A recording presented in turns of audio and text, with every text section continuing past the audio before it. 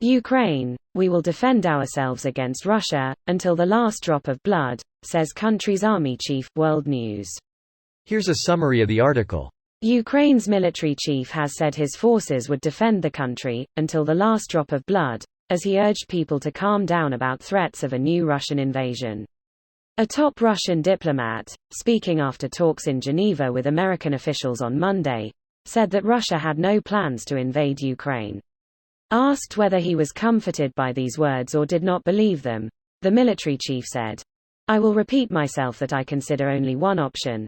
I have my motherland which I need to protect, and I have the armed forces which have to be ready to defend our country."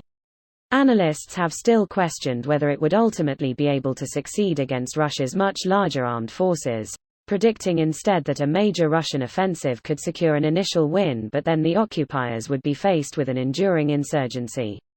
The military chief signaled that he knew Ukraine would have to face any further Russian military action without the prospect of NATO forces surging in to fight alongside them. Asked whether he was disappointed, he said, "I, as the commander-in-chief, am responsible for my country and my armed forces in particular. I don't have any illusions and don't wait for a gift from God. I fought and I have been preparing my armed forces. There is a number of foreign training missions in his country offering help, including one with about 100 British forces, which has trained about 20,000 Ukrainian personnel." This post received a score of 69,000, with an upvote ratio of 90%. Here are the top comments in response to this article.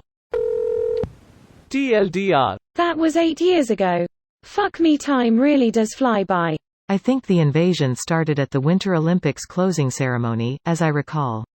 I remember Putin leaving the ceremony, for some reason that was shown. Yes, but while the Paralympics were still going. And oh yeah, there were some very unhappy Ukrainian Paralympians there. Ukraine is allowing foreigners to enlist into their army and their volunteer forces. I think they'll even give you citizenship. They got healthcare? They have free universal healthcare. BRB, going to book a flight. Gonna book a flight to get to a fight, gonna do it right, make it my plight, a glorious sight, Ukrainian might, gonna fuck up motherfuckers every single night. I hope it does not come to that. They just need to send home enough dead Russians to sway Russian opinion. It's doable. They can force a stalemate, which is a de facto win for Ukraine. I agree it is possible for Ukraine to make the price high enough for Russia for them to stop. But I still really hope that it doesn't have to come to that. It's literally all Russia's decision. Ukraine is literally just interested in defending itself.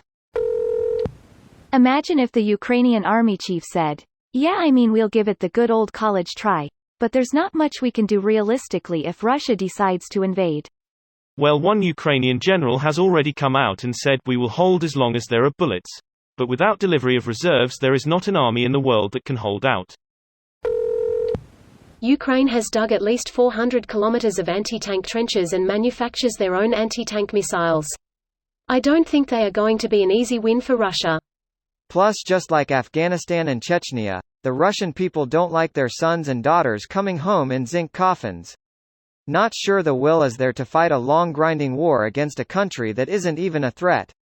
Is there a special meaning to zinc coffins? Historical context, the Russian phrase for it is Tifinkoviye groby, zinc coffins. The Soviet dead in the Afghanistan war are shipped back home in sealed coffins made of zinc, a relatively plentiful metal in the Soviet Union and one that doesn't rust. Sinkovia. Chinkov Fifi. Reminds me of Churchill. Obviously not you, Lord Halifax.